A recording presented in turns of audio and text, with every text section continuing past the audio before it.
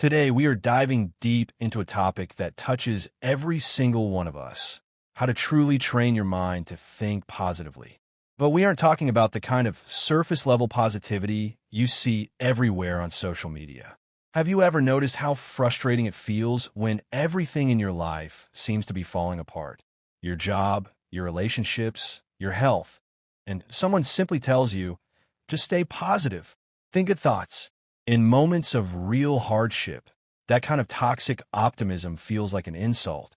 We are human beings, not robots. We cannot just flip a switch and erase fear, sorrow, or disappointment.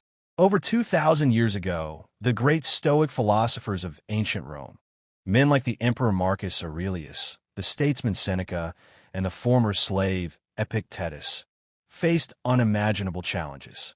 They lived through plagues, political betrayals, wars, and sudden loss.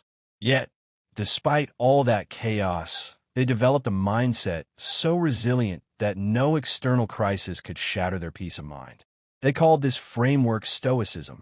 Stoic positivity isn't about wearing a fake smile or pretending bad things don't happen. It's about building a mind so grounded and strong that you can look reality in the eye, accept it without panic, and move forward with purpose. Over the next 40 minutes, I'm going to break down the foundational pillars of Stoic wisdom that will completely transform how you think, react, and live. Let's start with the absolute foundation of Stoic philosophy. It's a concept known as the dichotomy of control. Epictetus, who spent a large portion of his early life as a slave before becoming a philosopher, summarized this core idea in a single sentence. Happiness and freedom begin with a clear understanding of one principle. Some things are within our control, and some things are not. Let's break this down into two distinct categories so you can apply it immediately. What is in your control? Your thoughts, your choices, your effort, your personal values, and how you react to events. What is not in your control? Other people's opinions, traffic, the economy, past mistakes, sickness, and future outcomes. Think about where most of your daily anxiety comes from. 90% of our stress happens when we try to force control over things that are inherently uncontrollable. Imagine you are stuck in a massive traffic jam on your way to an important meeting. The traffic itself is completely outside your control. Honking your horn, getting angry, or letting your heart rate spike won't clear the road. It only destroys your mental peace. What is within your control? Your response. You can take a deep breath, call ahead calmly, or listen to something educational while you wait.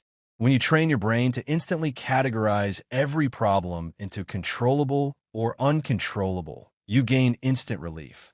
If it's outside your control, you let it go. The second major pillar of Stoic positivity is understanding that events themselves do not carry emotional weight. Our perception does.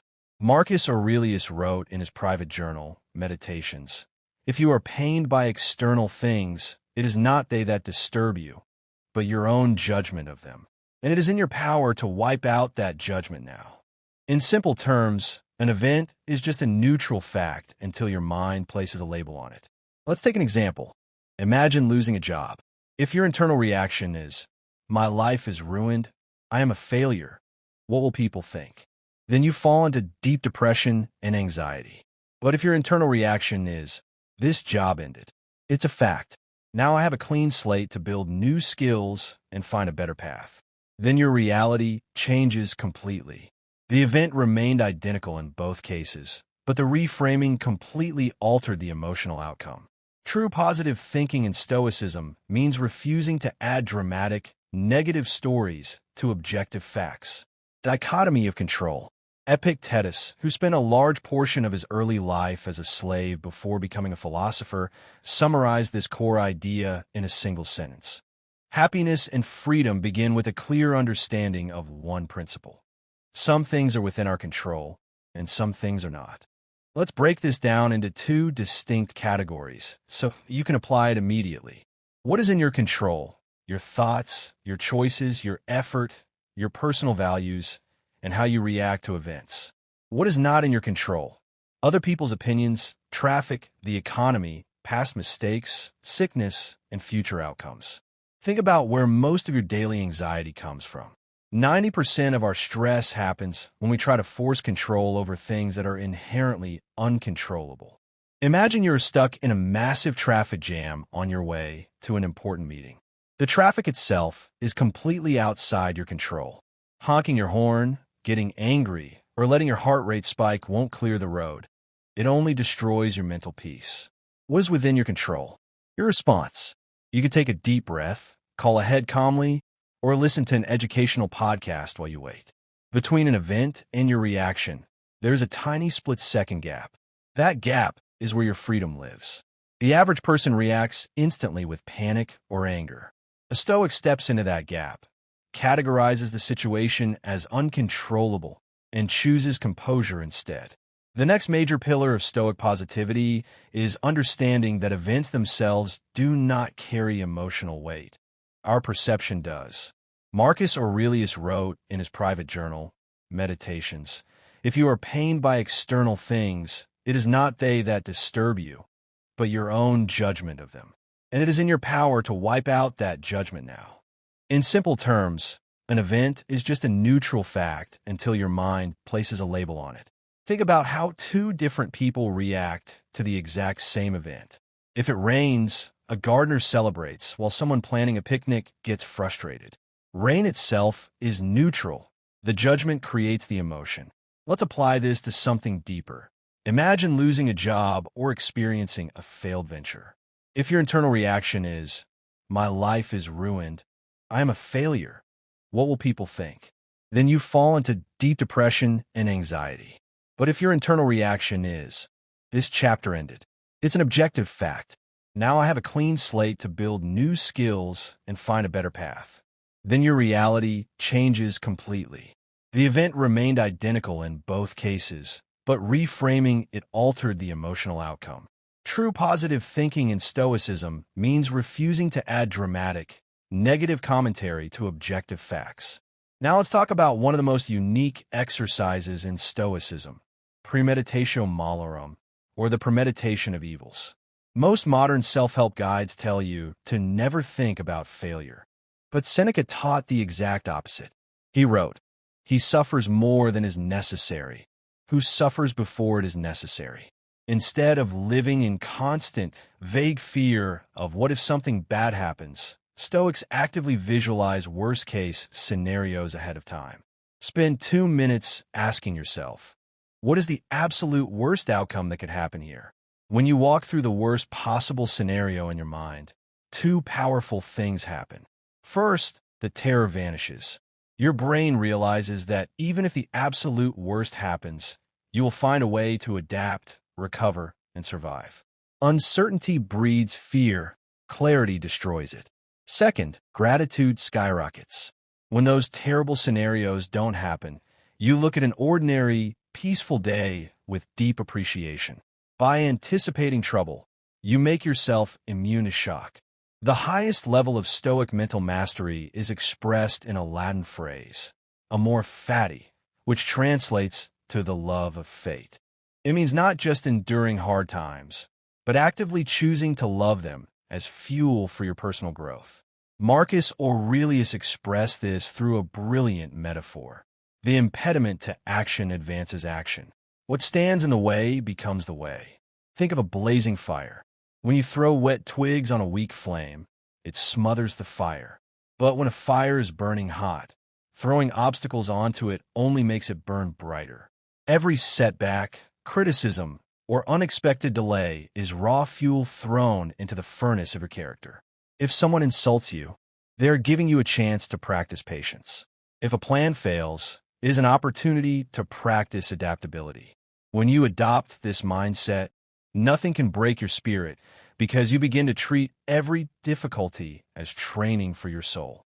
We cannot talk about Stoicism without mentioning memento mori, the remembrance of mortality.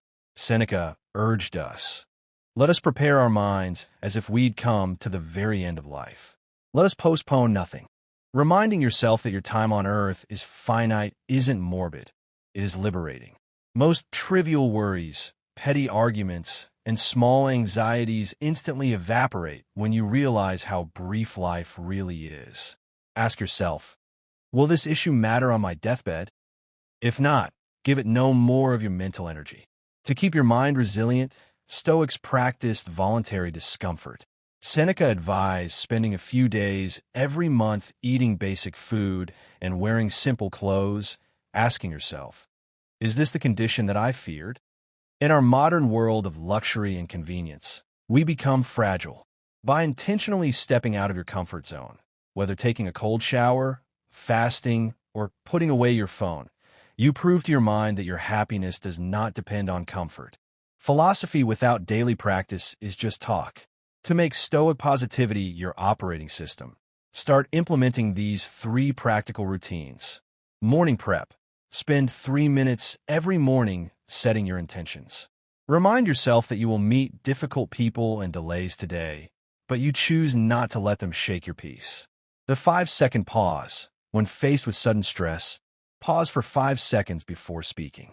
Ask yourself, is this within my control? Evening journaling. Before sleeping, review your day. Note where you stayed calm and where you can improve tomorrow. Real positive thinking isn't about hoping the storm passes.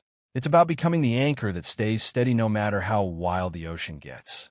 As Seneca wisely said, a gem cannot be polished without friction, nor a man perfected without trials. One of the fastest ways to destroy your inner peace is to let your ego take the driver's seat. Ego makes us defensive, easily offended, and blind to our own mistakes. Epictetus famously said, "It is impossible for a man to learn what he thinks he already knows." When someone criticizes you or points out a mistake, an ego-driven mind reacts with anger. A Stoic mind reacts with curiosity. If the criticism is true, you've been given free advice to improve.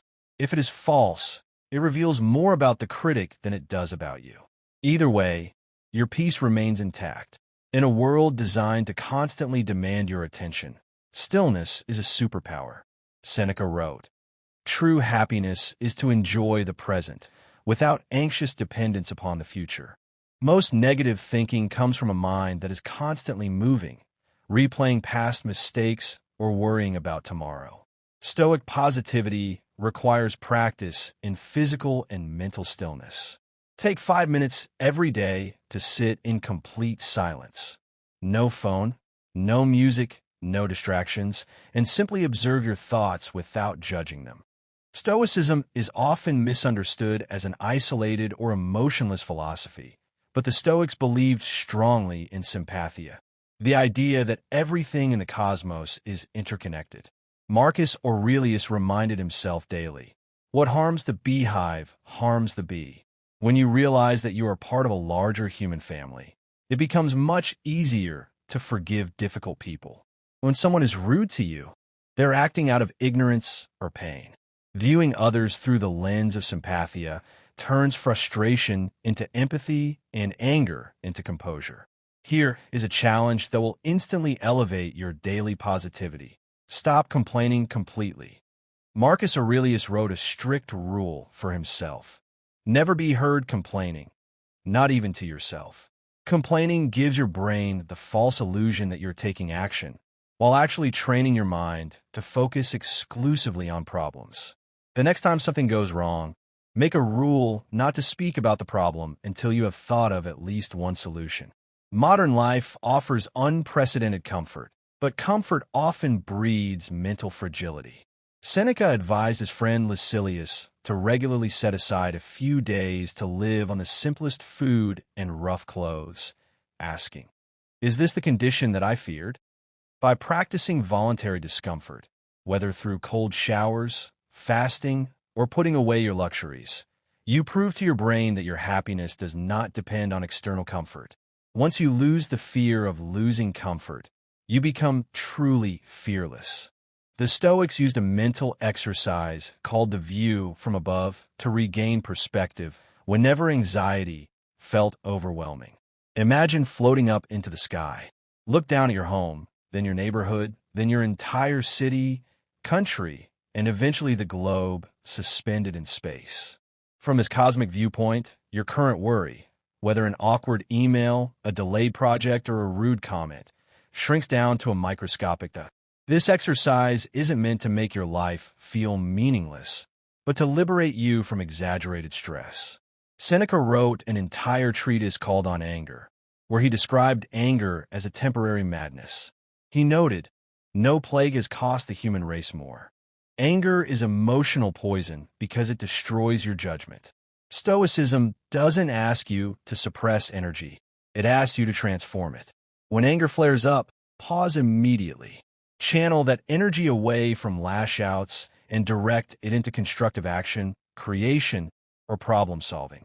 Negative thinking often thrives in an overworked, cluttered mind that says yes to everything. Marcus Aurelius gave a simple rule for mental clarity. Ask yourself at every moment, is this necessary? Most of what we say and do is not essential. When you eliminate the non-essential commitments, conversations, and worries, you free up massive amounts of mental bandwidth to focus on what actually matters. To make Stoic positivity an automatic habit, structure your day with 2 essential bookends. Morning audit. Before touching your phone, ask, what obstacles am I likely to face today, and how will I handle them with grace? Evening audit. Before sleep, reflect on 3 questions. What did I do well today? Where did I fall short? How can I do better tomorrow? This simple habit keeps your mind accountable and continuously growing. We have covered foundational principles of Stoic wisdom. Remember, philosophy is not a spectator sport. It is a lifelong practice. You don't need a life free of problems to experience deep peace. You simply need a mind that stays anchored no matter how fierce the storm becomes. As Seneca so beautifully said, a gem cannot be polished without friction, nor a man perfected without trials. Thank you so much for joining me on this journey today. If this masterclass brought value to your life, hit the like button, subscribe for more wisdom, and comment below sharing which section meant the most to you. Stay strong, keep your mind calm, and I will see you in the next video.